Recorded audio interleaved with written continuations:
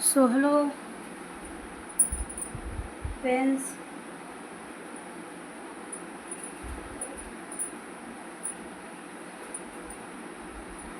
मेरी पिक्चर आती होती है। तो हेलो फ्रेंड्स, कैसे हैं आप लोग? उम्मीद करते हैं बहुत अच्छे होंगे। अब मैं अच्छी नहीं हूँ। अब शायद मेरा ब्लॉग या वीडियो भी नहीं आ सकता है अभी कुछ दिन, पता नहीं क्या सब दिन के लिए नहीं समझ में आ रहा है। तो अब ये जीवन कितने दिन तक है नहीं है वो भगवान जाने। तो मैं कुछ आप लोग से नेगेटिव बोलने नहीं आई हूँ, क्योंकि मैं ब्लॉग बनाती हूँ और मेरे सारे फ्रेंड में इंतज़ार करते हैं ब्लॉग का, वीडियो का। खास करके मेरी डियर है इंस्टा में और हर जगह है, यूट्यूब में भी। तो मुझे हर जगह डालना होता है, इसलिए मैं बताई। जो मैं काफ़ी तबीयत ख़राब ज़्यादा है मेरा, और वो तो मेरा रील्स वील्स जो था ग्राफिट में तो मैं डाल रही थी। अभी भी एक दो है तो डालूँगी, देखूँगी टाइम। लेकिन सही बात, मोस्ट इम्पोर्टेंट एक ही चीज़ हम कहेंगे, भगवान बेटी का जन्म गरीब घर में नहीं दीजिए। भले वो माँ बाप को बच्चा ना हो मंजूर है, लेकिन गरीब घर में जन्म ना दीजिए। तो मैं अपने बारे में तो जो बोल रही हूँ, मैं अपनी बेटी के बारे में ही सोच रही हूँ। मुझे कुछ हो जाता है तो फिर पता नहीं, मैं हूँ तो उसको समझ में नहीं आता है। तो आप लोग को नहीं मालूम होगा, मैं अभी 12 दिन से, शायद आप लोग देखे होंगे मेरे वीडियोस, वो डैम वाला। तो डैम के बाद से ही मैं बीमार हूँ काफ़ी ज़्यादा, और दवाई खा रही थी। कभी इधर चोरा का था तो कभी क्या का था, ये सब होकर दवाई खा रही थी। लेकिन न चोरा था न हवा का था, कुछ नहीं था। हिंदी में इसलिए बोल रही हूँ कि सभी को पता लगे। और मेरे डियर सब खास करके तमिल का है, हर जगह का, महाराष्ट्र का है तो हमारी भाषा नहीं समझेंगे, और बिहार का है तो समझ ही जाएंगे। तो हर जगह का है, इसलिए मुझे हिंदी में बोलना पड़ रहा है। आवाज़ आती होगी मेरी, पंखा भी चालू रखूँगी तो मैं घबराहट होकर गिर जाऊँगी।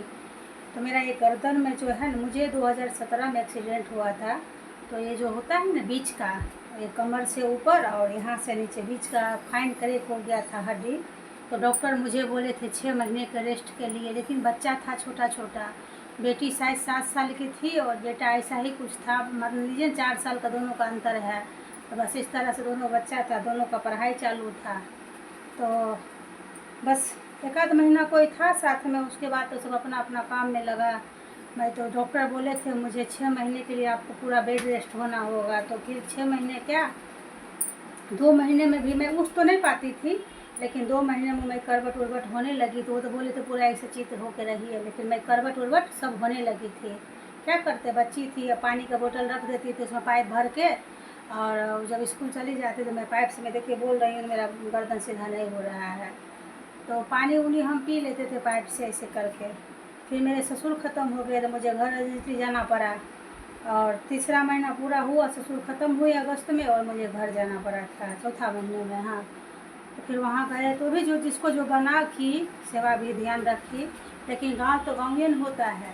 अब थोड़ा सा इधर उधर जाना उना हो गया, माँ के घर बहन के घर, तो कष्ट तो उस टाइम होता है ना, जब अपना नया खून पानी हो। तो फिर क्या है, उम्र क्या है मेरा, अभी भी क्या उम्र है, तो अभी 40 भी पार किया, 40 के अंदर भी नहीं आई हूँ बस।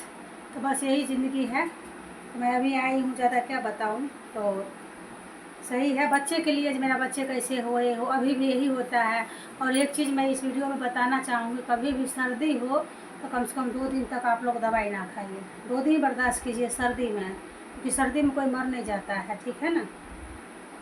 तो मैं क्या होता है, सर्दी थोड़ा भी ज़्यादा होता है, मुझे लगता है सुबह मेरे पति को कैसे टिफ़िन बना के दे, मेरा बेटा को कैसे टिफ़िन दे, बेटी को कैसे टिफ़िन दे, घर का काम बेटी कैसे करेगी, पढ़ाई चालू है, ये वो वगैरह वगैरह सब कुछ। तो इसके वजह से मुझे आज झेलना पड़ रहा है। और ज़्यादा मतलब होता था बच्चे के पीछे, क्योंकि हम गरीबी देखे हैं, बहुत ज़्यादा गरीबी देखे हैं, मेरे जितना कोई नहीं देखा है। और क्या है, मेच्योर नहीं होता है, मेच्योर नहीं ज़िंदगी था कभी। और मुझे जो गलत समझते हैं समझिए, पर मैं कुछ मतलब समझ नहीं पाई। सब दिन माए माए करके रह गए, अपना परिवार क्या होता है, अपना बच्चे। मुझे ये लगता है मेरे बच्चे कुछ करे, बच्चे कुछ लायक बने, ये बने, इसके पीछे ज़िंदगी अपना। मेरे पति कोई सरकारी नौकरी तो है नहीं, कोई अच्छा अफसर है नहीं, कोई सुपरवाइज़र है, ऑपरेटर है नहीं, बेचारा बोरा उठा के काम करते हैं, बोरा वाला काम। तो मुझे लगता था अपना हिस्सा भी दूध उन्हीं को। डॉक्टर मुझे रोज़ बोलते हैं कि आप रात को सोने टाइम में गिलास दूध पी के तब सोइए। मुझे लगता है मैं दूध पी के सोऊंगी, बच्चा आदमी बोरा उठा के काम करते हैं, उसमें से घर खर्चा फलना चिलना इधर उधर, तो उनको नहीं दूंगी तो फिर उनका शरीर कैसे चलेगा। तो इस वजह से ज़्यादा परेशानी धीरे धीरे बढ़ गया, ज़्यादा अंदर अंदर होता है ना, एक दूसरा टेंशन आ गया।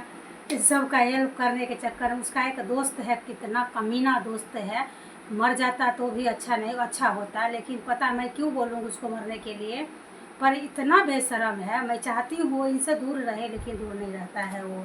अरे अपना बीवी बच्चा को संभाल ना, दूसरे के पीछे क्यों पड़ा है। कहीं मिल गया ही हूँ, मैं इनको गंदा गंदा कसम देती हूँ, उससे तुम दूर रहो। ये मेरा ज़िंदगी में 6-7 साल जो मेरा चला ना, ये बहुत बेकार चल रहा है।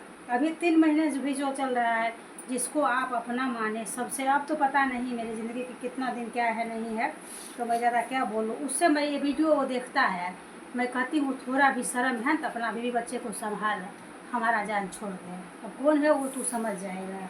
वो यहाँ आया, उसके बाद मेरा ज़िंदगी का उल्टा गिनती शुरू हो गया।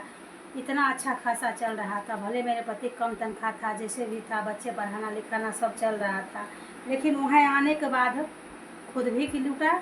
अरे बीवी संभलता है, दूसरे के पीछे में क्यों पड़ा है। मुझे दूर बकस दे रहे, तो मरने के बाद भी मैं तुमको नहीं छोड़ूंगी। आज मेरे साथ जो भी हो रहा है तुम्हारे कारण बेटा हो रहा है। चलो भाई है, ये भाई उनका बीमार था यहाँ पे, कैसे था तो कैसे नौटंकीबाज कर रहा था यहाँ पे, सब फ़ोन कर कर के वो ऐसे हो जाएगा वैसे हो जाएगा। आज मैं बीमार हूँ 15 दिन से, कौन है मधुरापुर, सॉरी हमारे गांव का लोग, नाम क्यों लूँगी, गांव का लोग कौन नहीं जानता होगा मैं बीमार हूँ, सब लोग को पता है।